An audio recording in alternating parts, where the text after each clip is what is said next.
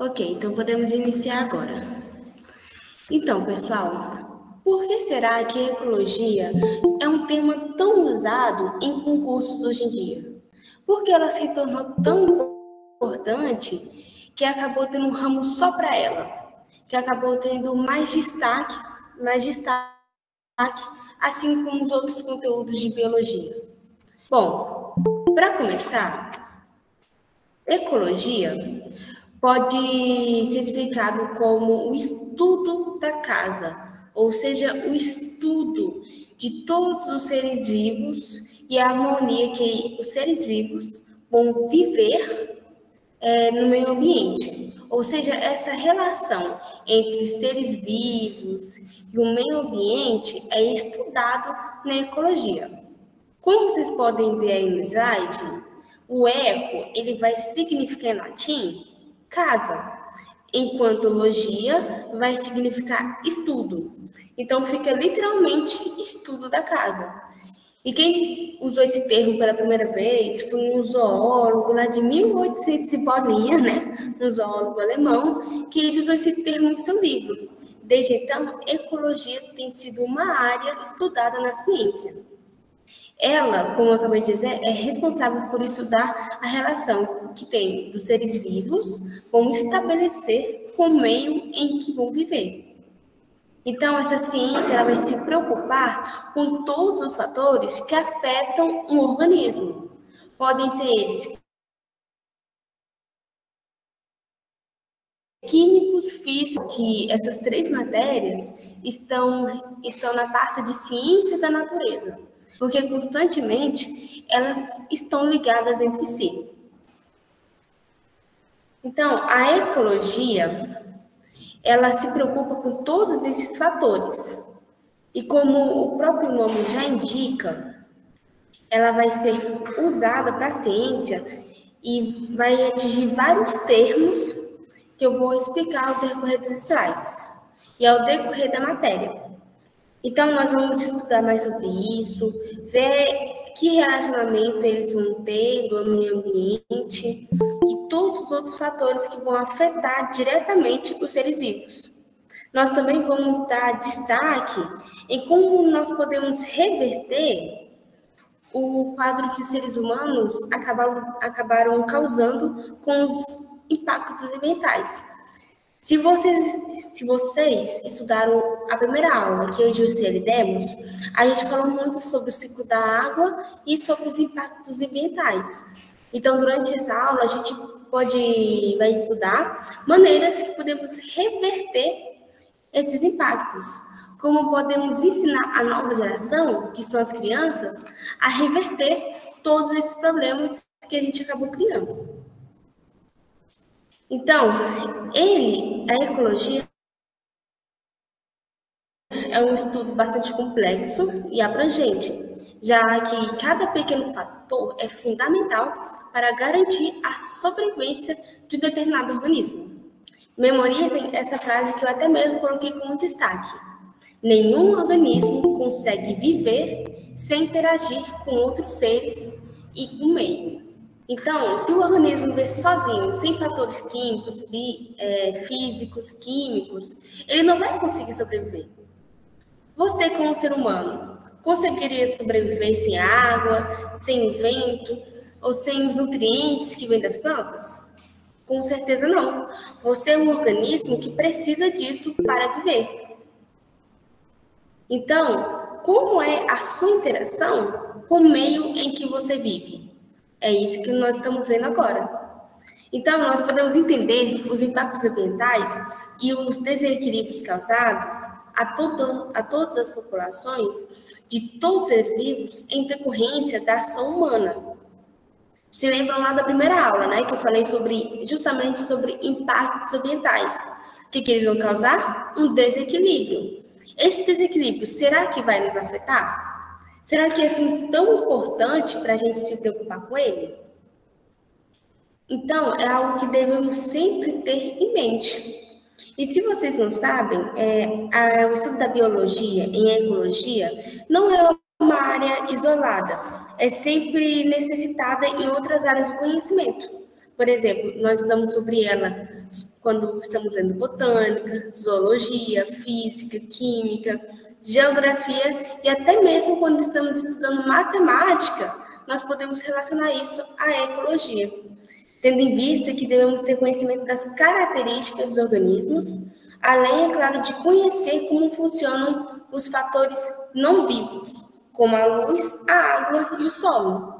Tanto que na física, né, tem aquelas equações que estão lá justamente para estudar sobre a luz, sobre a velocidade, sobre a massa. Então, a matemática está estudando um fator que tem na ecologia, que está no meio em que vivemos.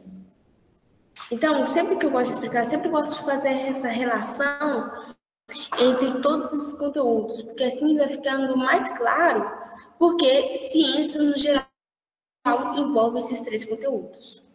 Continuando. É claro que a gente não pode estudar ecologia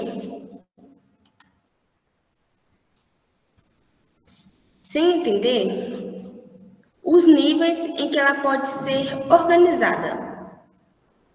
Porque é importante saber que ela se divide em níveis de organização que podem ser população, comunidade, ecossistemas e biosfera. Se vocês estão vendo pelo slide, vocês vão ver vários níveis de organização. Eu pensei que antes da gente começar a estudar diretamente população, deveríamos ver os níveis de organização desde o começo, desde o pequeno átomo que existe na massa até a biosfera, que é o conjunto de todos os seres vivos e até de seres não vivos. Então, temos que estudar esse nível de organização no geral. Vamos começar com o átomo. Ele é uma partícula bem pequena da matéria, que é formada por prótons, nêutrons e elétrons. E a partir do átomo, o que o átomo vai formar? Um conjunto de átomos forma uma molécula. Então, a molécula, ela vai ser a menor porção de uma substância constituída por átomos do mesmo elemento químico ou diferentes elementos. Então, aqui tem um átomo e aqui nós vamos ter uma molécula. Então, esse átomo forma essa molécula. Mas o que será que o conjunto de moléculas forma? Bom, o conjunto das moléculas, toda essa parte química, uma estruturando na outra, uma fazendo ligação com a outra, como estudamos na primeira aula, elas vão criar as organelas. Então, o terceiro nível de organização é as organelas, porque vão ser estruturas presentes no citoplasma de células eucariontes, ou seja, células que têm núcleo, que vão desempenhar funções comparáveis a de pequenos órgãos celulares. Ou seja, na célula, ela vai ter o seu DNA, ela vai ter uma organela responsável justamente para a respiração, outra para a síntese. Então, cada uma vai ser como pequenos órgãos. Por isso, organela, pequenos órgãos. E o que esse conjunto de organelas vai formar? Bom, todas essas organelas vão juntar o quê? Vão formar o quê? As células. Como vocês podem ver na imagem, ela vai ser uma unidade estrutural e funcional da vida. Elas podem ser eucariontes ou procariontes. Ou seja, ela pode ter núcleo ou pode não ter núcleo. Então, se vocês pegaram a segunda aula com o Juscelio, então vocês já sabem basicamente sobre tudo isso das células. Ok, nós vimos essas 4 pequenininhas. Mas o que as células vão formar? Um conjunto de células vão formar tecidos, que são um grupo de células multicelulares que apresentam estrutura e funções fundamentalmente semelhantes. Ou seja, uma ligada à outra, uma do ladinho do outro, vão formar seus tecidos. Vocês conseguem saber quais tecidos todos nós, seres humanos, têm?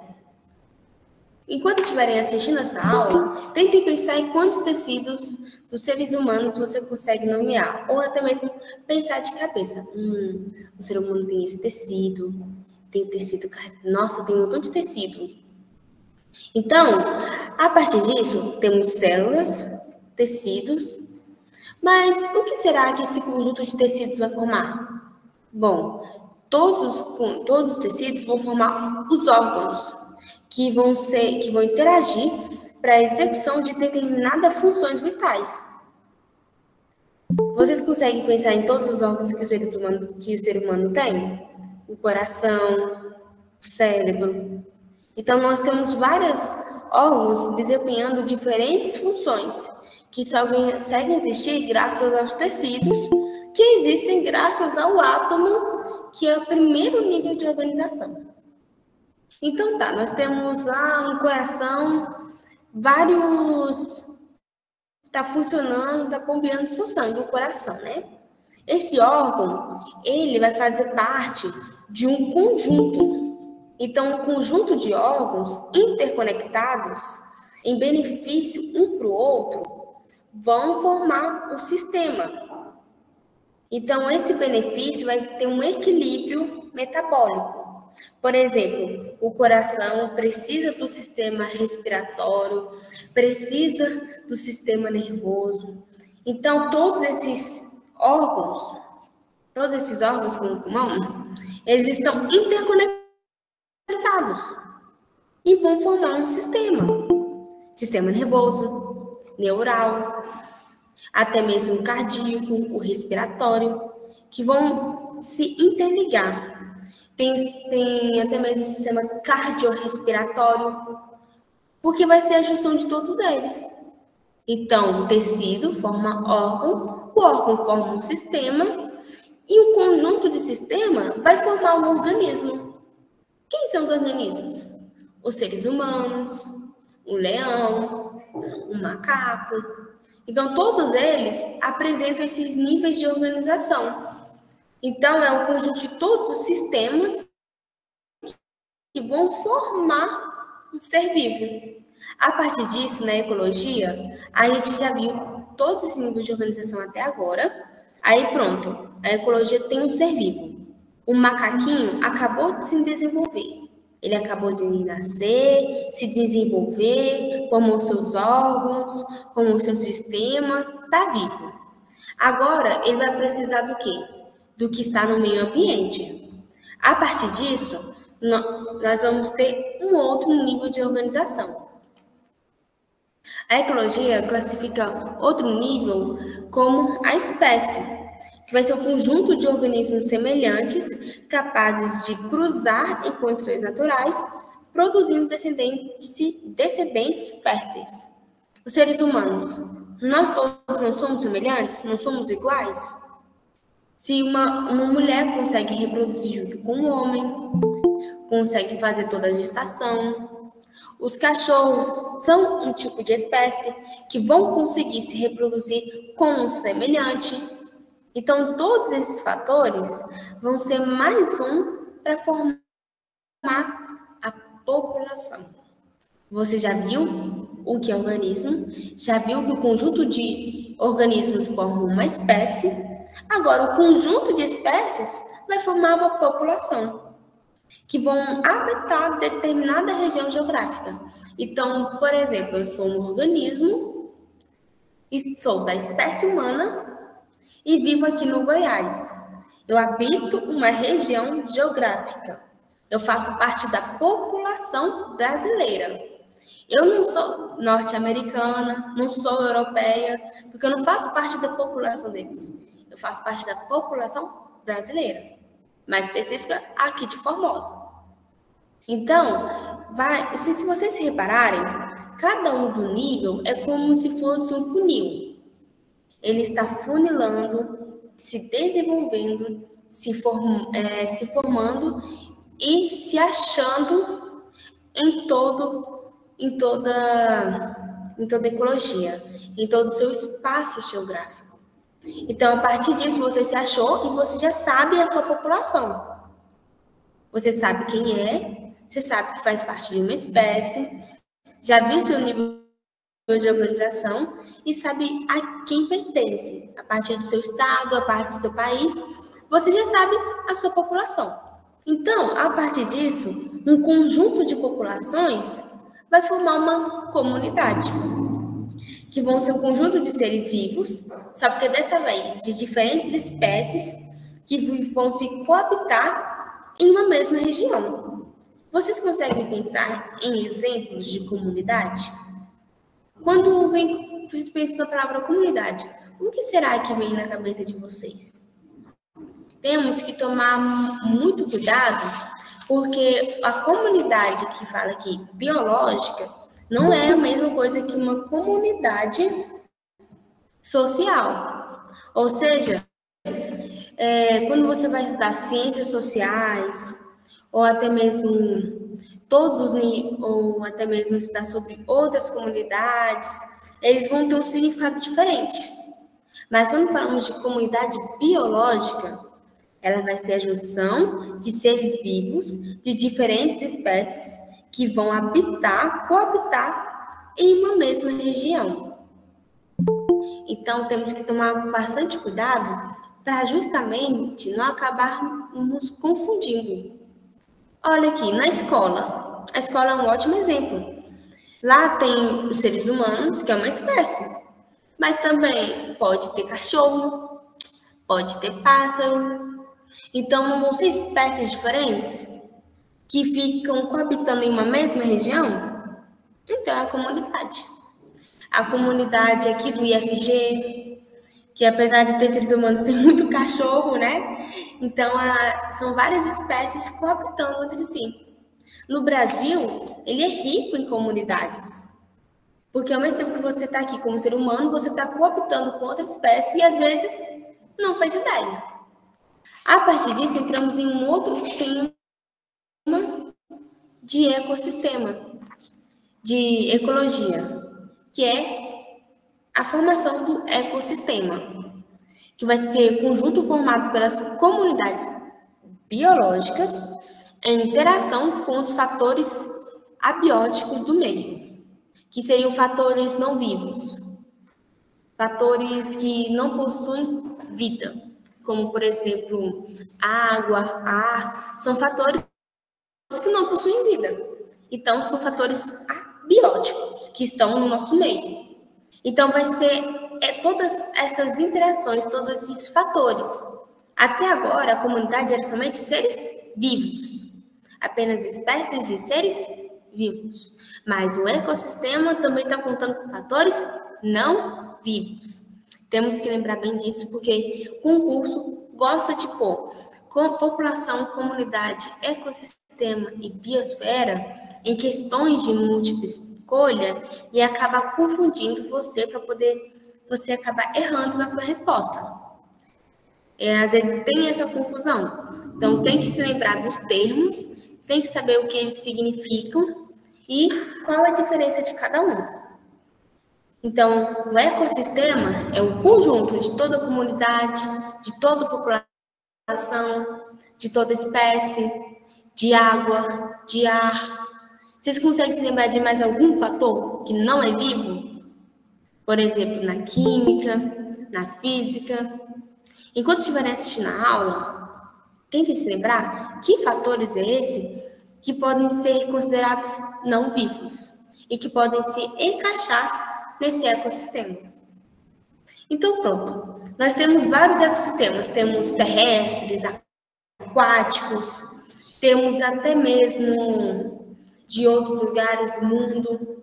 Então, todos esses ecossistemas mundiais vão formar a biosfera, que é o nosso planeta Terra.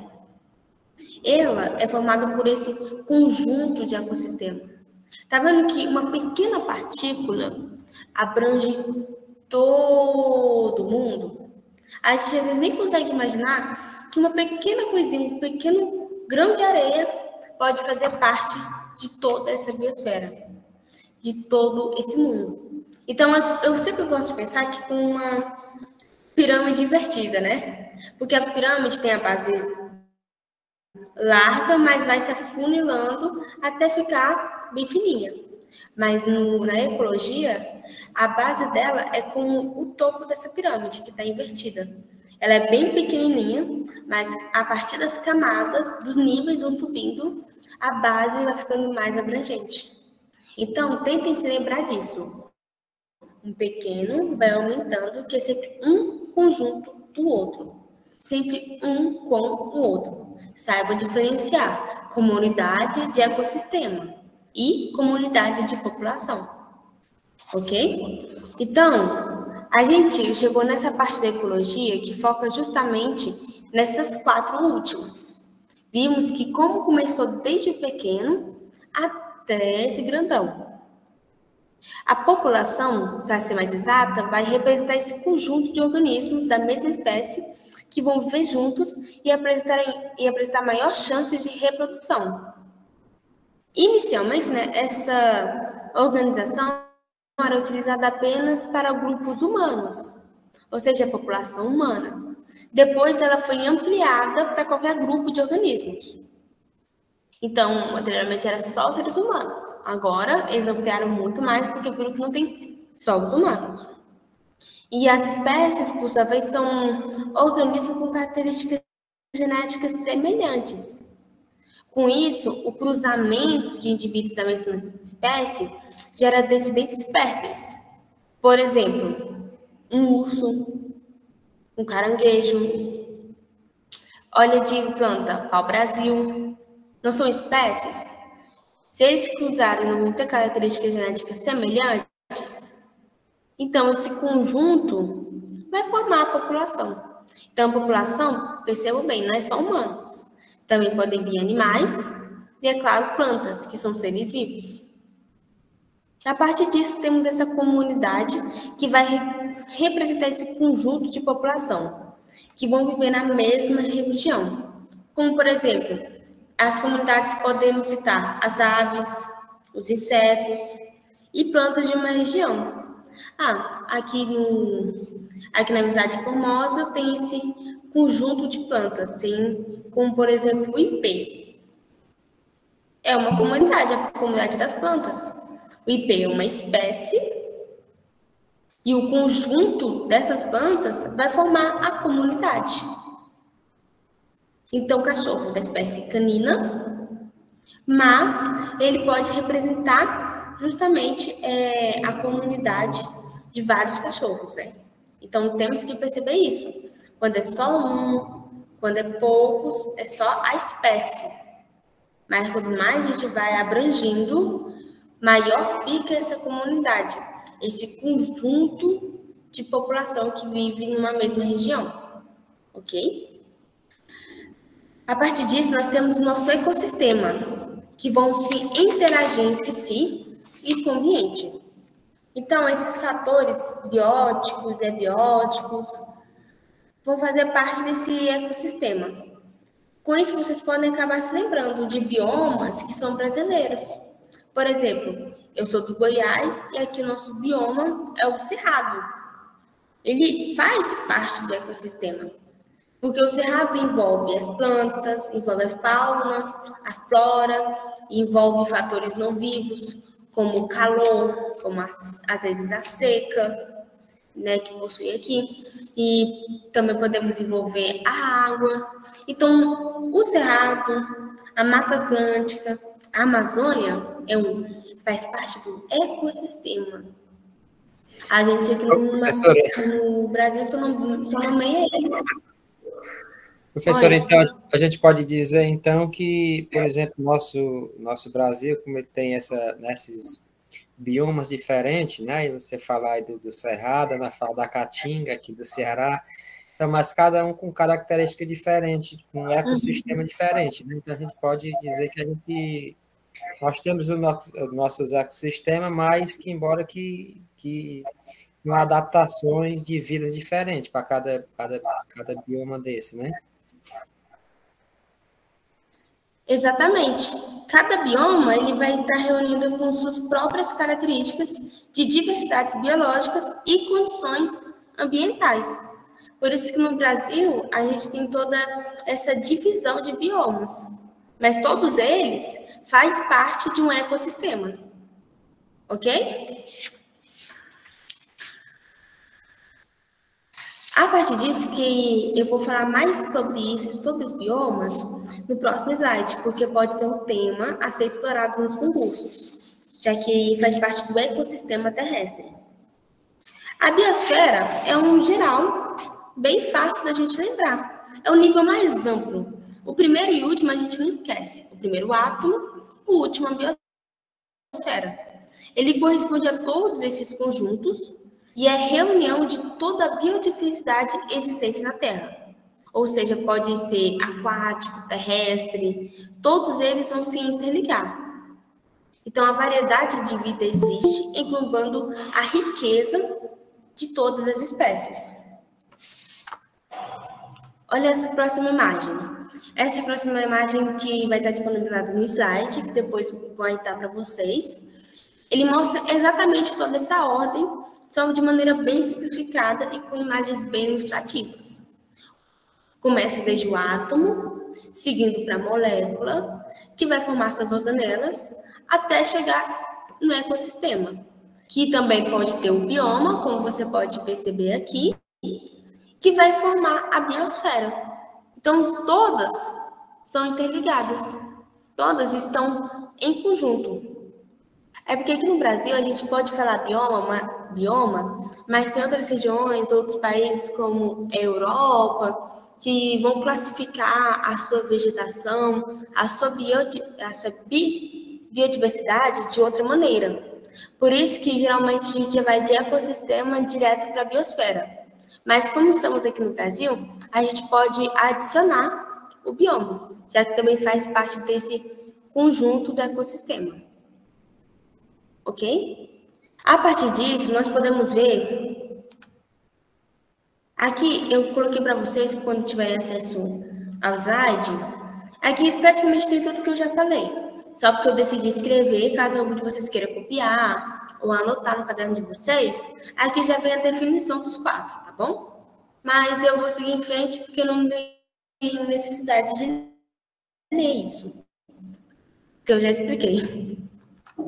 Então, eu decidi ressaltar alguns pontos sobre o ecossistema brasileiro, que foi justamente o que a gente está falando agora. Temos o bioma da Amazônia, o Pantanal, a Mata Atlântica, a Pampa, a Caatinga e, é claro que faz parte aqui onde eu moro, o Cerrado.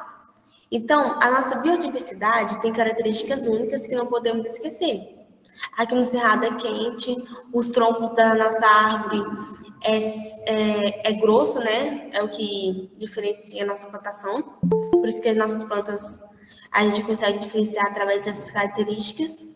Então, a dica que eu dou é: não esqueçam dessas pequenas características de onde vocês vivem ou até mesmo de outras regiões.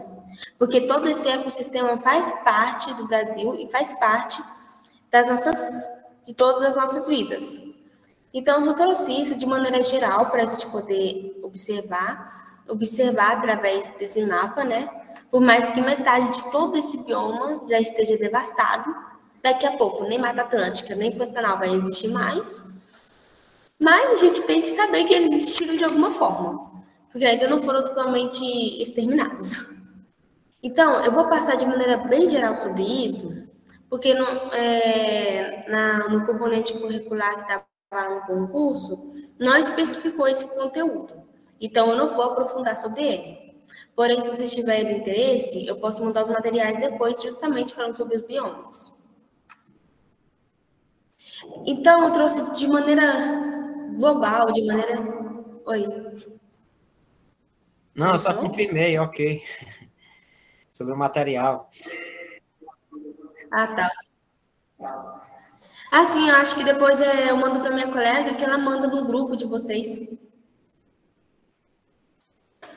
Então, de maneira geral, a gente falou sobre o Brasil, mas vamos falar agora sobre o mundo. O mundo, ele pode ser dividido entre ecossistemas terrestres e ecossistemas aquáticos. Os terrestres vão ser as florestas, os desertos, as pradarias e as savanas, porque são porções de terras habitadas por um conjunto de seres vivos, que vão interagir com características ambientais próprias da região. Por exemplo, a floresta tem suas próprias características, o deserto, pradarias e savanas. Savanas, se não me engano, a gente pode levar como exemplo as savanas que se localizam lá no continente africano. Lá tem uma interação ecossistema próprio, enquanto aqui podemos dizer o cerrado é uma pradaria, porque ela faz justamente parte dessa foto que está ilustrativa aqui. São árvores com mato, né, bem fraco, que não vão formar grandes florestas, grandes terrenos, mas que ficam assim como pradarias. Isso é um nome chique de dizer, né? Mas o cerrado é o nosso exemplo de pradaria. Um outro exemplo são ecossistemas aquáticos, que são classificados conforme as suas características: temperatura, salinidade, movimentação da água. Por exemplo, nós temos o marinho e a água doce. Aqui no Brasil, ele é banhado por água doce, tem muita nascente.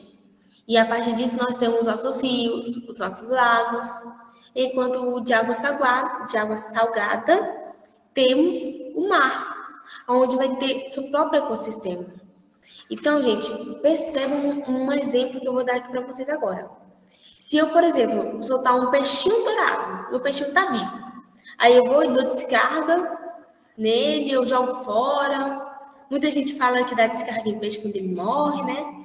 Mas você vai lá, joga o seu peixinho de aquário em um rio. Fala, é água doce, né? Não tem problema fazer isso. O que vocês acham que vai acontecer nesse ecossistema? A água tem seu próprio sistema. Aí vem um intruso. Por mais que o peixe seja de água doce, ele não é acostumado a esse ambiente.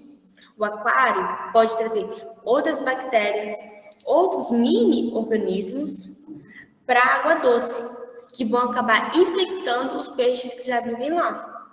Por isso que às vezes mostra aquele vídeo que o pequeno peixinho dourado pode acabar se tornando um vilão e até mesmo matando outros peixes que vivem no rio de água doce. Porque isso pode acontecer. Ele é um ambiente estranho e os outros peixes não estão acostumados nem imunizados contra isso. Então, eles vão acabar sofrendo e ficando abaixo da cadeia alimentar, enquanto o peixe dourado vai se desenvolver e ficar acima deles nessa cadeia alimentar. Então, até mesmo um peixe que você joga fora pode fazer toda a diferença naquele ecossistema. É algo delicado, complexo e muito amplo. Então, temos que ter isso em mente com qualquer coisinha que o concurso, ele pode até mesmo fazer uma ilustração, por exemplo, de uma flor que vive em um ambiente árido, é transportada para um outro ecossistema em que sofre constantemente com chuvas e com clima frio. O que será que pode acontecer com essa planta? Vocês acham que ela simplesmente ia conseguir sobreviver a este novo ambiente? Ela era acostumada a um clima árido, chuvoso. Aí ela vai para um lugar onde não precisa mais ficar racionando água. Não precisa mais conter água porque sofre de chuva constantemente. Então, ela não vai conseguir sobreviver. E muitas vezes, em outros casos, a planta acaba se tornando uma praga naquele sistema, naquele ecossistema. Por exemplo, aqui no Brasil, quase que uma cobra que é de outro continente, que é de outro país, é solta aqui no Brasil por causa do contrabando. Se eles não tivessem capturado aquela cobra, ela teria se reproduzido bem rápido, porque elas costumam colocar muitos ovos, e teria se tornado uma praga, porque o predador dela não vive aqui no Brasil. Então, ela ia acabar tomando o lugar de alguém na cadeia alimentar. E a gente que ia sofrer com isso. Porque os animais fazem parte do nosso ecossistema. Agora, que a gente já viu todos esses níveis de organização, tudo que ela forma e se classifica, vamos entender alguns conceitos básicos que precisamos ter sobre ela. Porque, como disse, no concurso eles vão utilizar bastante desses conceitos, para às vezes confundir, para às vezes ver se você sabe do que está falando. Então, se a gente saber o significado das palavras, a gente vai saber o que é a questão que é da gente e vai saber interpretar o que ela quer de nós. Os conceitos fundamentais que podemos ter da ecologia que vamos estudar é o habitat, o nicho ecológico, fatores bióticos e abióticos, relações ecológicas, a cadeia alimentar e ciclos biogeoquímicos. Então, para começar, vamos ver sobre fatores bióticos e abióticos. Ao decorrer da minha apresentação, quando eu estava explicando sobre ecossistema, população e comunidade, eu mencionei sobre eles. Mas Raquel, o que são exatamente esses fatores? São seres vivos e não vivos que fazem parte de um ecossistema e são interdependentes. Ou seja, o conjunto de componentes físicos e químicos do meio, como a umidade, a temperatura, a luminosidade, são componentes o quê? Abióticos. Eles não têm vida. Eles podem até mesmo ter um átomo, mas eles não vão ser uma espécie. Eles não vão ter organelas, que não vai formar órgãos. Então, eles vão ser fatores não vivos. Se vocês vão até uma tática que eu aprendi aqui na faculdade. Bio significa vida. O ar, ele sempre vai vir significando sem. Então, ele significa assim, nada. Então, nada de vida. Então, abio quer dizer sem vida. Enquanto bio significa vida, o A está lá justamente para significar o nada. Então, abióticos, sem vida. Enquanto os bióticos, é claro, é o oposto. São seres vivos, como as plantas, animais e até mesmo as bactérias. Que, infelizmente, faz parte do nosso ecossistema, né? E por mais que a gente às vezes fique doente por causa de algumas delas, elas são necessárias para a sobrevivência de vários outros animais. Então, a partir disso, nós conseguimos entender todo esse conceito de fatores bióticos e abióticos. E se lembrem disso durante a prova, tá? Se tiver bio na palavra, quer dizer que significa vida. Se tiver um A na frente, quer dizer que são fatores não vivos. Então, a gente acaba pegando esses macetes com o decorrer dos estudos. Um outro fator é o habitat. O que seria esse habitat? Vocês já ouviram falar muito disso, às vezes, em um documentário, no filme. Vários desenhos costumam usar essa palavra, porque ela vai ser um ambiente físico em que vão viver determinadas espécies. As condições desse ambiente vão depender de fatores abióticos que vão afetar diretamente os seres vivos que vivem lá. Por exemplo, nós podemos pensar no habitat do leão, que são o quê? As savanas. E qual é o habitat do tatu? As florestas. O meio terrestre, né? Então, cada um vai ter o seu habitat e a sua diferença. E nós temos que lembrar disso, porque nós vamos precisar disso para saber a diferença entre ele, o nicho ecológico, porque ele se envolve com os fatores bióticos e abióticos. Então, quando eu falo, o habitat do elefante, pode ser a savana também, ou até... Eu vou deixar vocês falando, tá? Tá bem. Obrigada. Desculpa, pessoal, eu estava respondendo aqui a tiazinha da limpeza, foi mal. Mas, continuando. Então, sempre tentem lembrar da origem, de onde vem aquele animal, o meio em que ele vive. Porque eles vão ter relação nessas condições do ambiente. Então, temos que lembrar deles para lembrar do habitat, ok? Vai ser sempre relacionado ao físico. É como um meio geográfico em que ele vai viver.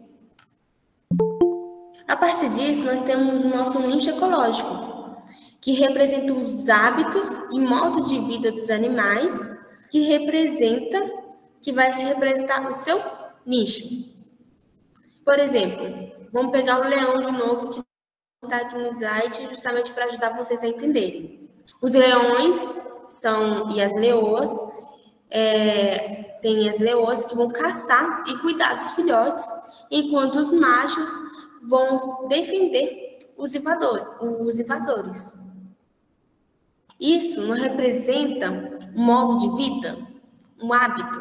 Enquanto o leão fica lá na pedra, sem fazer nada o dia todo, e às vezes nem para lutar ele presta, a leoa tá o quê? Tá lá caçando e cuidando dos filhotes. Então isso é um hábito, é um modo de vida. Então, enquanto o habitat está relacionado à geografia, os fatores bióticos e abióticos com a biologia, o nicho vai representar os hábitos, o comportamento daquele animal. Por exemplo, nós seres humanos, nós temos o nosso nicho, nós temos os nossos hábitos e o nosso modo de vida. O difícil é que sempre muda de região para região, de cultura para cultura. Então, mas nós temos aquele fator ecológico, nós temos aquilo que está representado há muito tempo na nossa vida. Porque isso vai se relacionar até mesmo com o conteúdo de evolução. Qual seria o nicho ecológico do ser humano? Será que está relacionado com alguma coisa? Será que a geografia do meio que ele vive vai influenciar?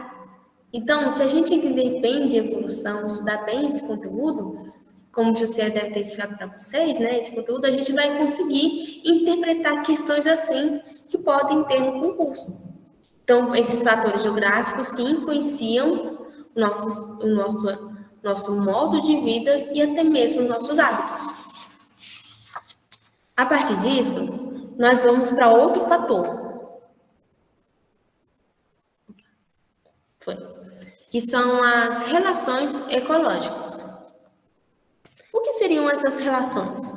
São as interações que vão ocorrer entre os seres vivos dentro dos ecossistemas. Por exemplo, elas podem ser divididas entre indivíduos da mesma espécie e indivíduos de espécies diferentes.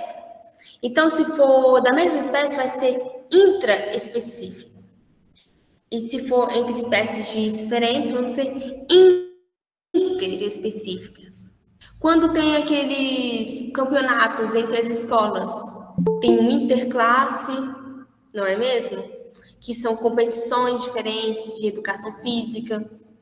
Então, sempre vamos, às vezes, pegar essas referências no nome e, às vezes, adicionar em outras palavras, em outro contexto.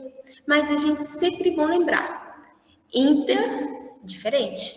Intra, mesma espécie. Ok? Temos que lembrar disso. Porque as relações ecológicas, além de serem divididas dessa forma, também podem ser mencionadas e divididas através dos meios positivos e negativos, benéficos e prejudiciais, e também harmônicas e desarmônicas. Então, se algo está harmônico, se algo está benéfico, quer dizer que está o quê? Positivo. Mas está tudo bagunçado, diferente, desarmônico, aí vai ser prejudicial, vão ser diferentes. Aí podemos classificar como interespecífica, prejudicial, dependendo da relação ecológica que vai existir. Podemos pensar dessa forma: uma positiva, uma harmônica ou benéfica. Podemos pensar no mutualismo, que são indivíduos de espécies diferentes que vão interagir e ambos vão se beneficiar. O mutualismo, por exemplo, ele pode ser facultativo, ou seja, por opção da espécie, pode ser algo obrigado. Então, nós podemos pensar nessa relação ecológica, o mutualismo. Ele vai ser algo harmônico, ou seja, benéfico, vai ser positivo. Então, temos que pensar nessas classificações. Um outro exemplo, vamos ver a colônia, as abelhas.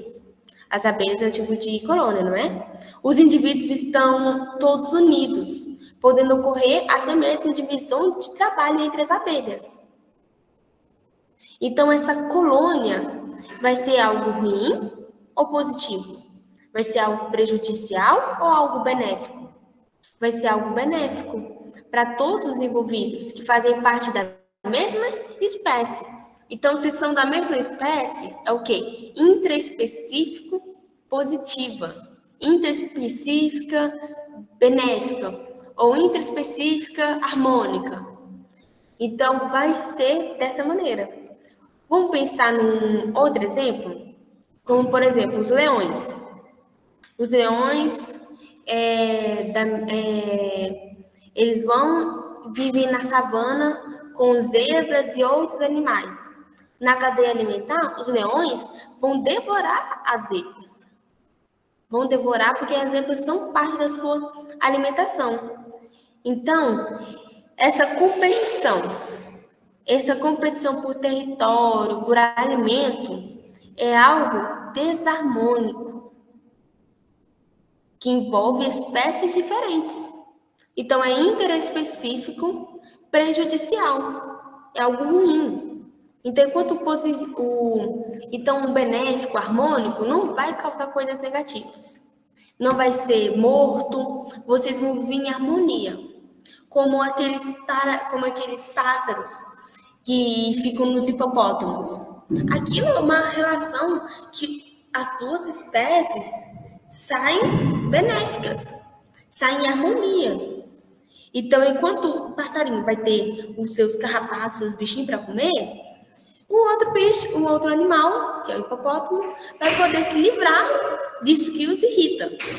Então, vão ser espécies diferentes, interespecíficas, que vão viver de maneira benéfica, de maneira harmônica.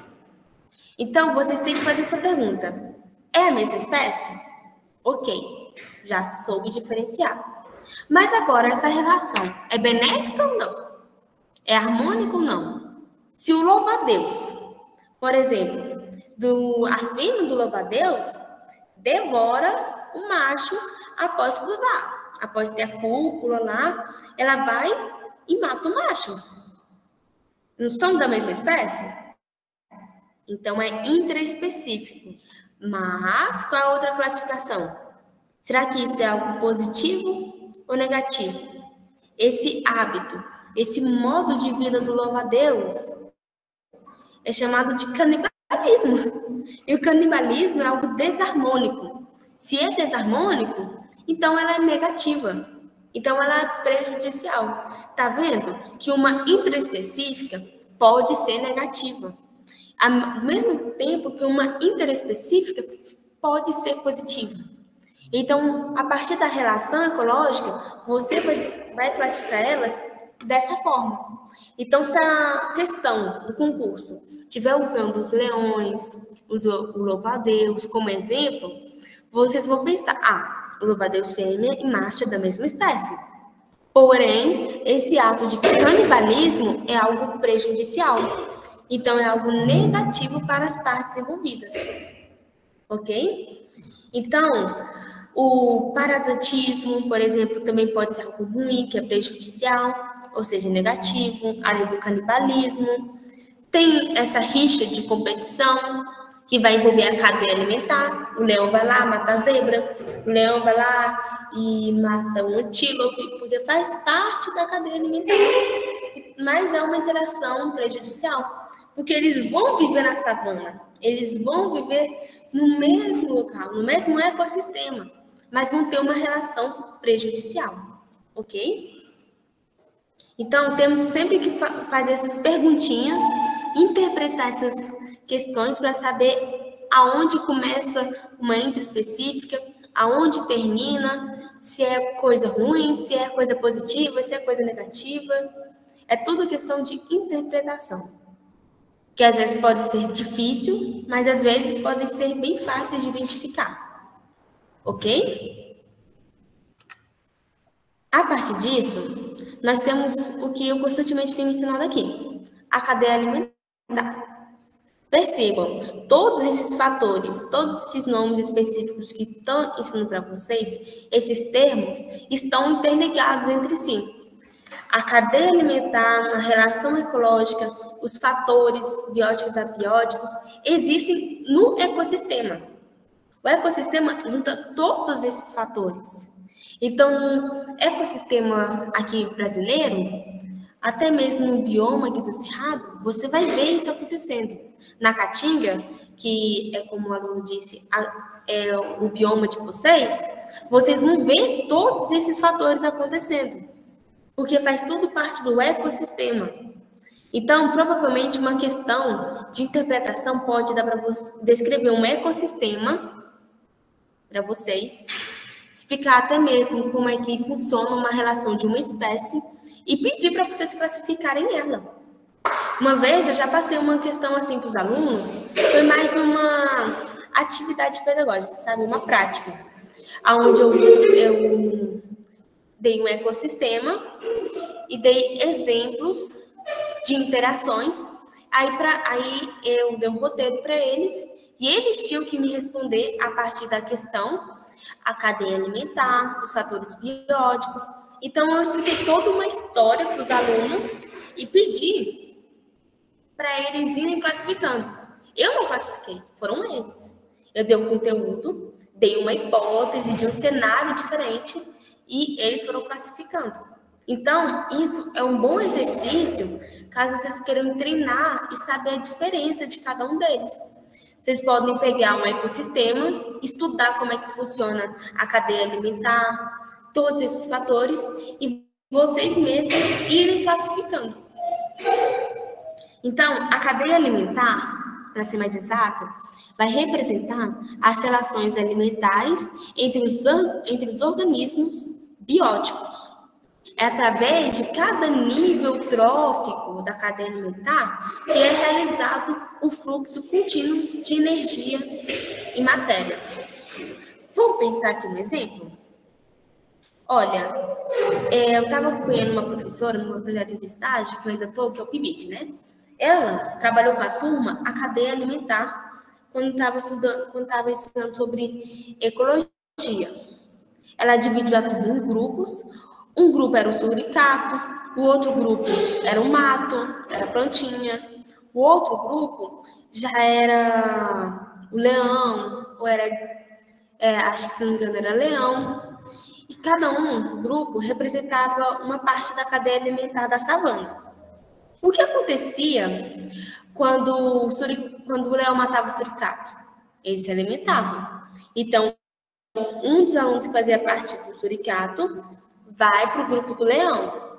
E quando o leão morre, o que ele vira? Ele vira adubo. Então, ele vai fazer o processo de decomposição e vai voltar para a terra. E a terra vai formar o quê? A planta. Então, a cadeia alimentar é todo esse ciclo que vai ocorrer de decomposição. O leão vai se decompõe e vai virar uma planta, porque ele vai se decompor, fazer parte da terra. A partir disso, a planta vai servir de alimento para quem? Para os suricatos. Vai fazer parte do quê? A alimentação da zebra. E a zebra vai servir de alimentação para quem? Para o leão. Então, tá vendo como essa cadeia alimentar está conectada? Como ela pode ser utilizada no ensino para os jovens, para eles aprenderem como funciona essa cadeia? Então, é algo interessante até mesmo para a gente aprender como ela funciona. Porque eu achei algo bem didático, bem criativo para aprender como é que funciona a alimentação de que vai acabar se decompondo, que vai acabar voltando para a planta. Então, o leão, que pode estar no topo da cadeia alimentar ali na savana, ele vai morrer uma hora. E quando ele morrer, ele vai para a terra. E se vai para a terra, vira uma plantinha. que volta de novo por toda essa cadeia, ok? Então, a gente pode pensar nesses exemplos, porque é o mais óbvio que a gente consegue imaginar. Um leão foi lá, matou um bicho, depois o leão vai morrer e vai virar uma planta. Então, é algo do nosso entendimento, da nossa imaginação, pensar na cadeia alimentar. Ok? Pensando nisso, nós podemos ir para o ciclo biogeoquímicos. Se vocês viram a minha aula de água, sobre o ciclo da água, sobre como a água é importante, eu expliquei sobre esse ciclo justamente naquela aula também.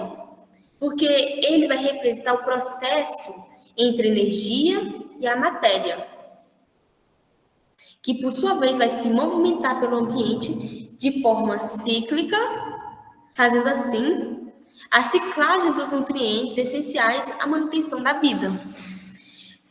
Enquanto a cadeia alimentar vai envolver muito a fauna, os animais, o biogeoquímico vai envolver processos abióticos, ou seja, processos sem vida, processos geográficos, biológicos e químicos. Pega lá. O que significa bio? Vida. Geo vem lá de geografia, ou seja, território, terreno, rocha, ok? E químico vem de química. Então, todos esses processos vão estar interligados. Por exemplo, ciclo do carbono, do nitrogênio, do oxigênio, mas principalmente vamos pensar no ciclo da água, que foi que eu ensinei daquela vez. Tem um lago que vai evaporar, que é um processo químico. O lago, já com o terreno, faz parte do território, que é uma parte geográfica, ok? Nas nuvens, a água vai condensar, outro processo químico, e vai condensar e vai chover. A água nessa chuva vai para a terra, que vai envolver a parte biológica, podendo envolver seres vivos, como as plantas, mas também seres não vivos. A água pode chover para as plantas, voltar para o lago ou ir até mesmo para uma nascente. Ela vai se filtrar na terra e ir para a nascente de novo, que vai alimentar onde? O lago onde ele está. Então, ele vai estar se alimentando, se ajudando. Vai estar de forma cíclica, funcionando de forma redonda, e vai realizar esse processo entre a energia e a matéria. Como a cadeia alimentar, que vai alimentar também o fluxo contínuo de energia e matéria, mas a cadeia alimentar é mais relacionada com os animais. Então, tentem lembrar dessa diferença. Ciclo biogeoquímico são mais ciclos abióticos, são mais coisas abióticas. E quando se envolve com coisas bióticas, como a vida, vai envolver mais as plantas. Enquanto a cadeia alimentar vai estar direcionada aos animais, aos alimentos dos organismos, ok? Então, praticamente, a cadeia alimentar vai mexer só com coisas bióticas, só com coisas com vida. No ciclo biogeoquímico, praticamente a única coisa biótica que ele vai envolver vão ser as plantas, ok? Porque quando a gente estuda mais o ciclo biogeoquímico, a gente quer estudar mais sobre a química, sobre a geografia, sobre os fatores até mesmo físicos que vão envolver, a física também se relacionando com esse ciclo. Então, a cadeia alimentar tem a sua característica, tem a sua diferença, e o ciclo biogeoquímico tem as suas, ok? Então, cadeia alimentar, relação alimentar entre os organismos bióticos, ou seja, a alimentação da fauna. Enquanto o ciclo biogeoquímico vai ter a flora, pode envolver os animais, mas vai estar focada mais na parte abiótica, na parte sem vida. Ou seja, como é que vai funcionar? Nesse fluxo de energia, de matéria, como é que esses componentes abióticos vão alimentar um fator biótico?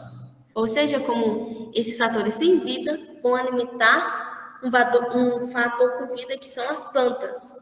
E quem vai se beneficiar da água da lagoa? Quem vai se beneficiar com as chuvas, além das plantas? Nós, os outros organismos, como os animais e os seres humanos, que usamos isso a nosso favor também. Então, percebam essa diferença, cadeia, ciclo. Quebrem a palavra bio, geo, químico, quebrem elas. Se a palavra está muito grande, está muito difícil, vai quebrando, que ela vai fazer sentido, que você vai saber interpretar ela, tá bom? Então, esse é nosso último fator do ciclo biogeoquímico. Pessoal, agora eu vou dar uma pausa, tá, de 10 minutos, para vocês poderem respirar, para eu também poder respirar, tomar uma água, porque está muito calor, tá? Nós voltamos em 10 minutos com a continuidade dos slides, ok?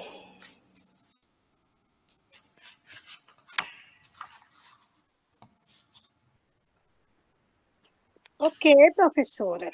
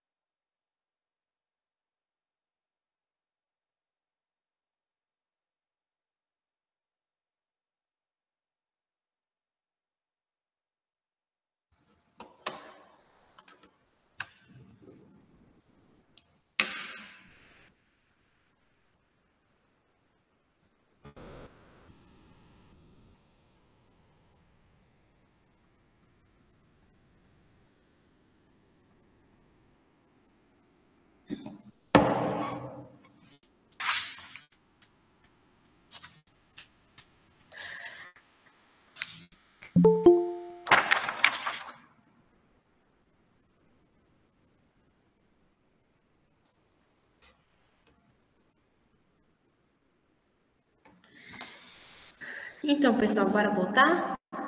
Vocês estão conseguindo me ouvir? Sim, estamos sim. Estou sim. Então tá. Então, vamos continuar. Estão conseguindo ver o slide? Sim. Ok. Então, nós acabamos de ver uma parte de ecologia, que é o seu estudo, a sua divisão, os seus termos usados, e estudamos como uma pequena coisa, como um átomo, forma toda a biosfera, faz parte de todo esse desenvolvimento. Então, é importante a gente saber disso para os nossos alunos, futuramente, a gente saber ensinar para eles essa parte ambiental. Por isso que vamos entrar agora na parte da educação ambiental. Precisamos entender isso para saber como os impactos ambientais, que foi mencionado lá na primeira aula, como esses impactos causam desequilíbrio nas populações que vão afetar a população, que vai afetar a comunidade, que afeta o ecossistema e afeta todo mundo. E como nós podemos consertar esses impactos?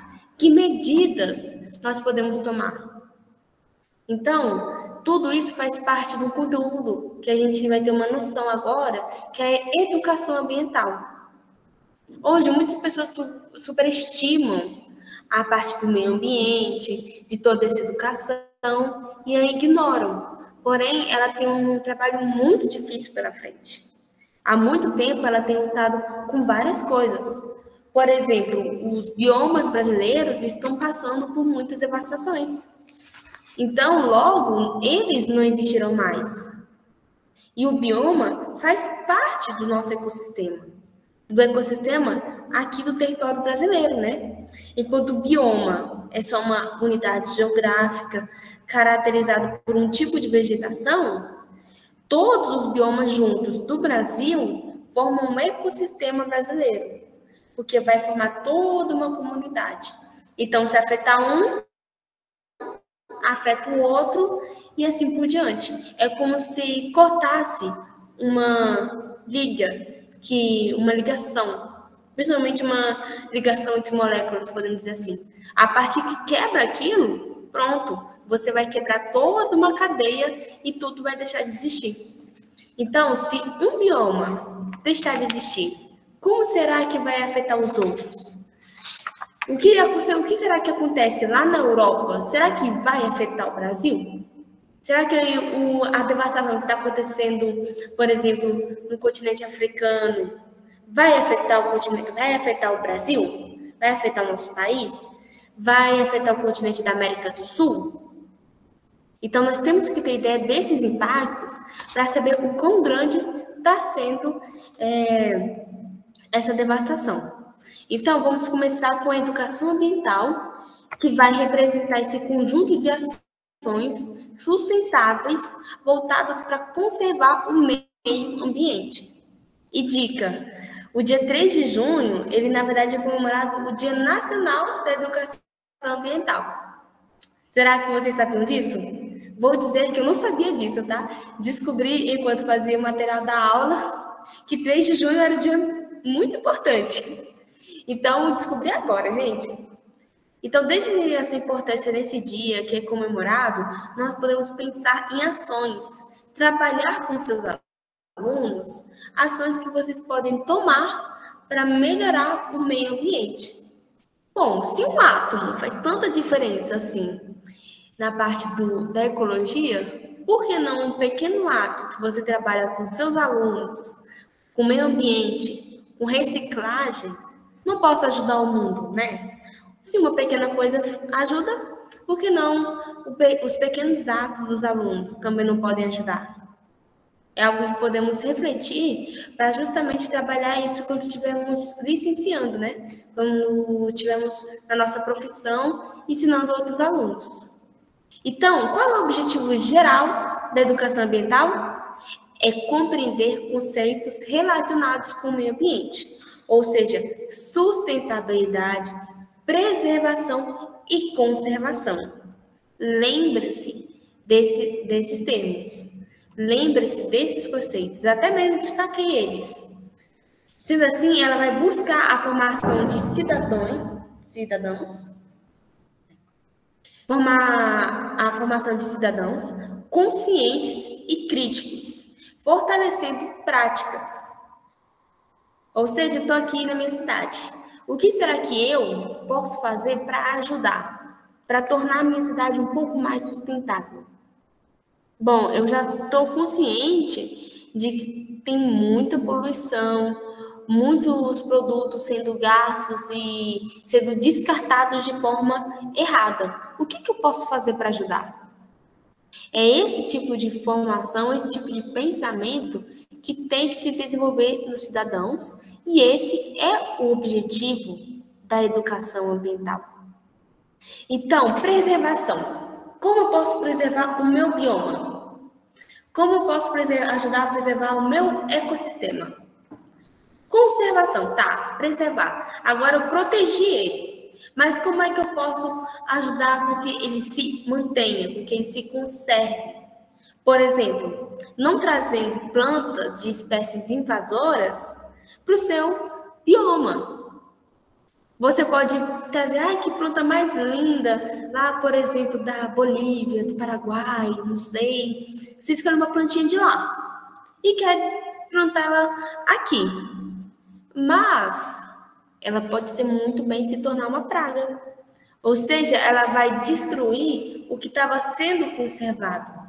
Plantas de outras regiões, que no momento que não tem algo que impeça ela de crescer, naquele bioma ela vai se tornar uma praga, naquele ecossistema. Então eu vou estar impedindo a conservação de algo. Então, trazer animais, por exemplo, de outro ecossistema, o ecossistema brasileiro, pode afetar muito a preservação e a conservação. Mas e a sustentabilidade? O que será que é sustentabilidade, gente? É aquela questão, tá, eu tô aqui, mas como é que eu posso viver de maneira sustentável? Pensa, sustentável é você estar lá, na sua casa e você precisa se sustentar. Você precisa comprar alimento, precisa pagar a conta de luz, precisa pagar a conta de água e precisa ir se sustentando, se mantendo. A mesma forma acontece agora no meio ambiente, na educação ambiental. Você precisa sustentar a casa que você vive. E qual é a casa que você vive? O seu bioma, que é o ecossistema, que é o mundo que você vive. Essa é a sua casa. E você precisa sustentar a água da sua casa, a alimentação da sua casa. Precisa cuidar. Gente, vocês ficam sem faxinar a casa? Eu mesmo não fico. Toda semana eu faxino a casa. Eu cuido das coisas. Porque senão vai acumulando, aí a casa fica suja, aí não tem como se viver, né? Da mesma forma, você precisa sustentar, cuidar, limpar aonde você vive. Porque eu vou lá, tô com a minha garrafa de plástico aqui de refrigerante. Plástico é degradável?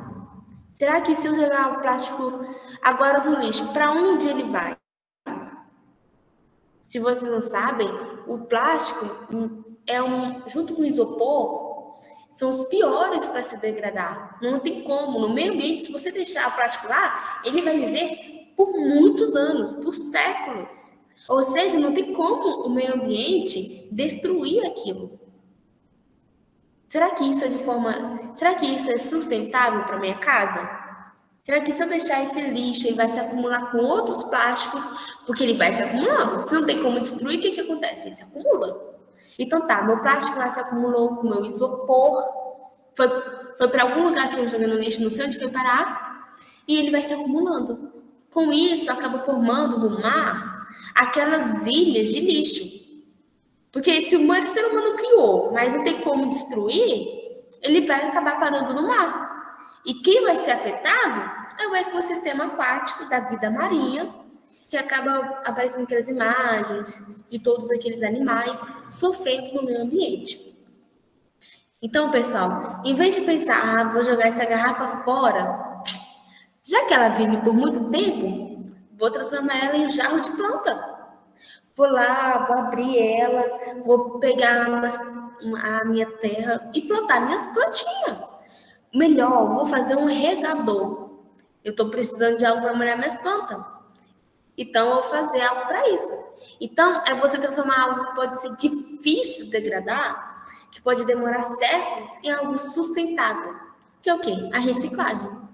Então, são métodos, assim, ideias, assim, que temos que desenvolver como professores aos nossos alunos durante a educação deles.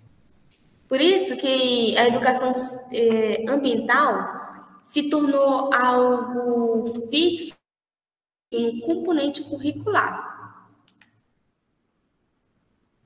Então, agora, no ambiente escolar, desde cedo, as crianças precisam aprender a lidar com o desenvolvimento sustentável.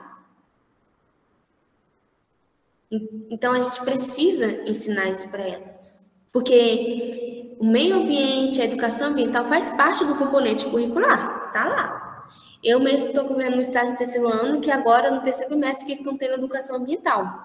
Que eles estão tendo semana no meio ambiente, que eles estão tendo todas essas práticas para justamente ajudar a desenvolver um pensamento crítico nos alunos. Falar, olha, eu vou transformar essas garrafas PET em um robô de garrafa PET para ajudar a decorar o espaço onde eu trabalho. Para decorar aqui na oficina, vou transformar em algo super legal. Então, a importância dela reside em atuar consciente, a atuação consciente dos cidadãos. É ajudar nisso, aumentando as práticas sustentáveis como a redução de danos ambientais. Então, o objetivo dela, a importância dela é promover essas mudanças. Mas não só uma mudança aqui e ali, mas não uma mudança no comportamento que é nocivo tanto para o ambiente como para a sociedade que vivemos. Então, é algo que precisamos pensar. A nossa sociedade faz parte da ecologia. Nós estamos no meio ambiente constantemente. Nós estamos classificados na ecologia. O ser humano é um organismo, é um tipo de espécie que faz parte de uma população, que faz parte de todo o ecossistema. Entende? Então, se ele faz parte, se a sociedade está nesse meio, ela precisa ajudar. Porque se ela só atrapalha a natureza, como é que vai ficar? A natureza logo não vai mais poder fazer o seu trabalho, justamente por causa desses impactos. Então, é algo que está na lei, faz parte da legislação, no artigo 1 e no artigo 1795, que foi proclamada lá, se não me engano, foi feita essa legislação em 1999. Então, acima dessa legislação brasileira, está só algumas leis da ONU, mas elas seguem o mesmo patamar, só porque a nossa está um pouco mais funilada para o Brasil. Então, como eu vou disponibilizar esses slides, esses artigos que eu coloquei aqui como exemplo vão estar disponíveis para vocês. Mas é claro que vocês também podem facilmente achar sobre a Política Nacional de Educação Ambiental. É algo que nós precisamos saber justamente para saber os nossos limites, o que podemos trabalhar. Então, olha o artigo 1.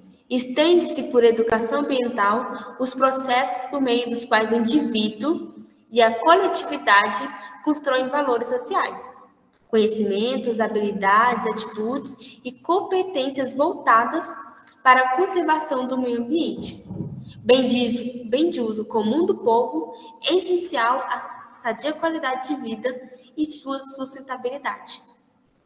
Então, pessoal, hoje a ONU também está tentando fazer o trabalho dela, a legislação. Se vocês não sabem, no Brasil, teve essas semanas, uma das semanas mais quentes já registradas durante toda a nossa história. Por quê? Aquecimento global, buraco na camada de ozônio. Os cientistas que justamente cuidam dessa parte ambiental, dessa parte da ciência, falam que se continuar assim, não vai mais existir o planeta Terra.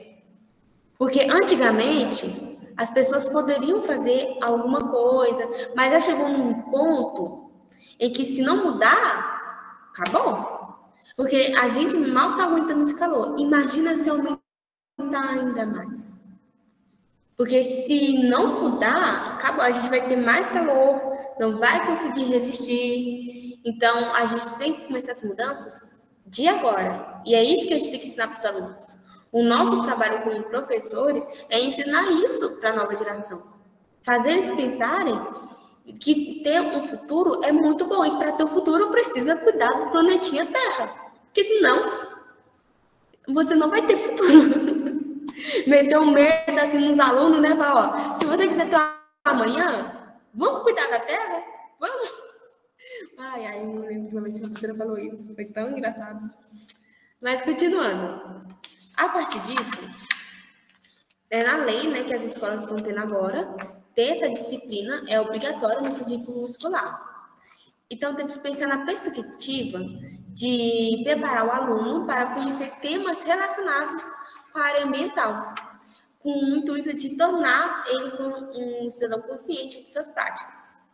Então, a gente pode estar parecendo algo repetitivo, mas são coisas que temos que ressaltar, que temos que nos preparar. Por exemplo, durante a educação dos alunos, tentam destacar temas como consumo, recursos naturais, a crise ambiental, o efeito estufa, os tipos de lixo como plástico, coleta seletiva, reciclagem, entre outros. Você pode estar lá explicando sobre cadeia alimentar. Você pode estar explicando sobre células, sobre evolução. Nisso, você também já pode colocar um tema ambiental. Falar, mas por causa disso, o planeta Terra não está tendo mais como os animais, não estão mais tendo como se alimentar, estão sofrendo com isso, estão perdendo recurso. Então, às vezes, tentar inserir, uma hora ou outra, esses temas para os alunos. Porque é biologia, né, gente? Está tudo conectado, ciência da natureza está tudo conectado. Uma hora, os alunos vão perceber o quão ruim está sendo a situação do nosso planeta hoje. Porque é isso que a gente tem que criar. Cidadãos conscientes.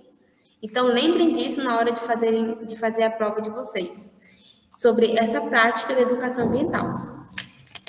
Então, temos que familiarizar os alunos com práticas sustentáveis e para que possam vislumbrar os problemas relacionados com a degradação do meio ambiente e as suas futuras implicações. Porque o aluno, ele precisa saber, nossa, olha, quando eu estava na escola, eu aprendi a fazer esse tipo de prática, que pode muito bem me ajudar agora. Ou até o aluno fazer assim, mãe, eu fiz um regador aqui com essas garrafas PETs. Por que você não usa no jardim? Por que você não usa essa garrafa PET como um vaso?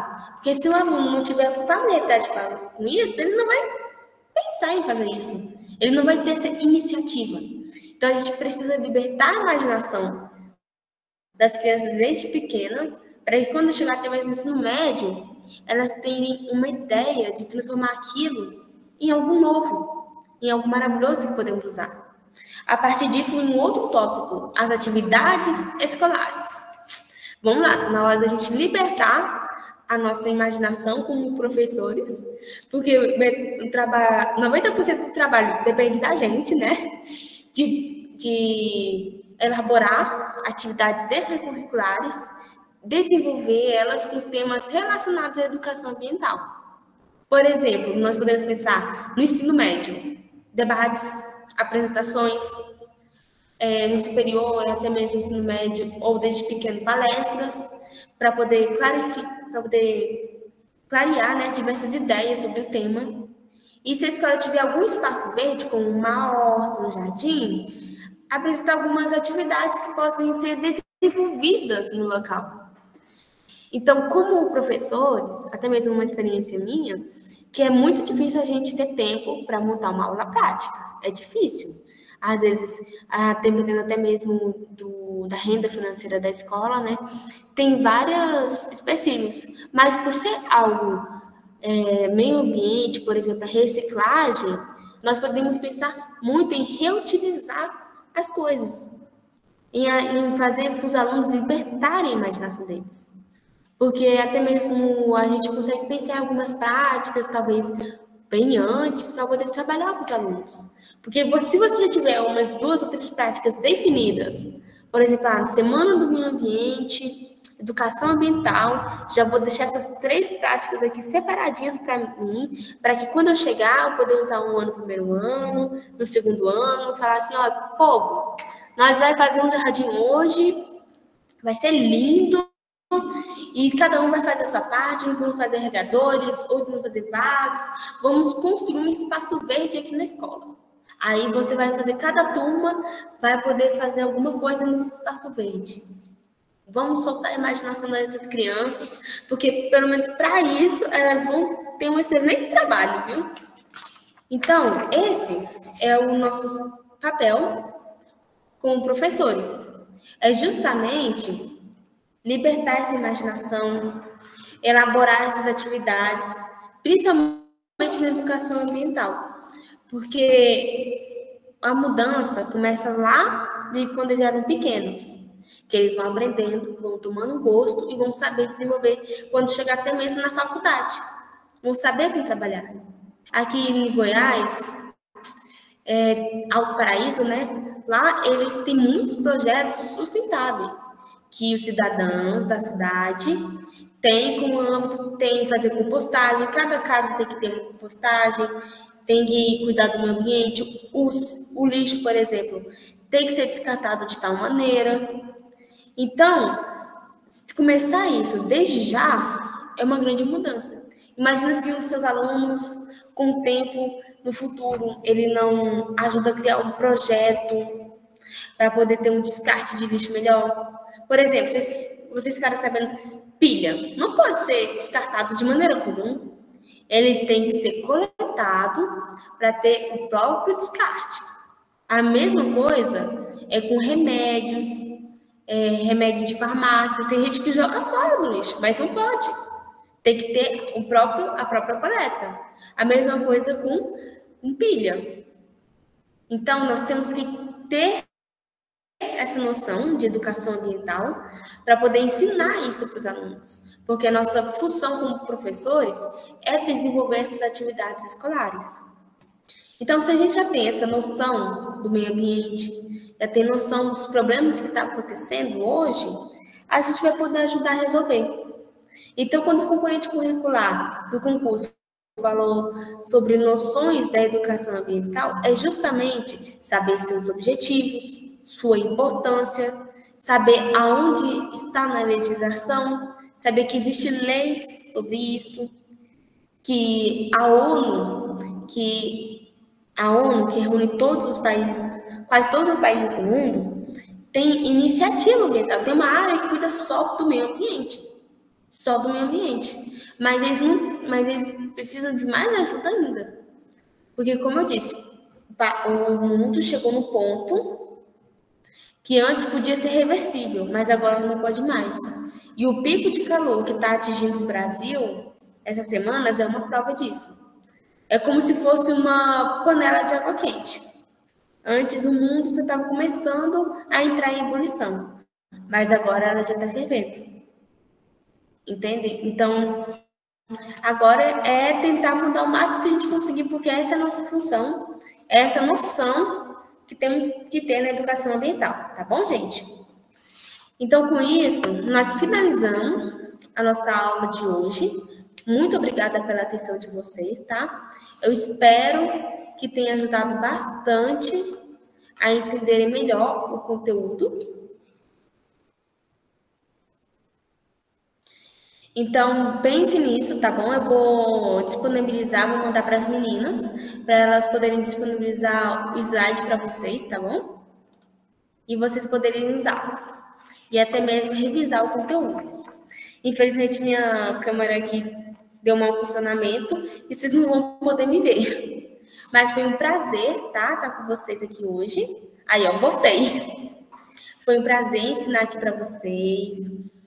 Estar acompanhando todos aqui, tá bom? Tenham um bom dia, revisem o conteúdo, porque ele pode parecer fácil, mas tem uns peguinhas, tá? Saber sobre a ordem da ecologia, desde o átomo até a biosfera, saber sobre as relações ecológicas, sobre a cadeia alimentar, são temas que temos que estar revisando, mesmo de maneira geral, tá bom? Ok, Muito obrigada, professora. pessoal. Tchauzinho. Ok, professora, tenha um bom fim de tarde para você.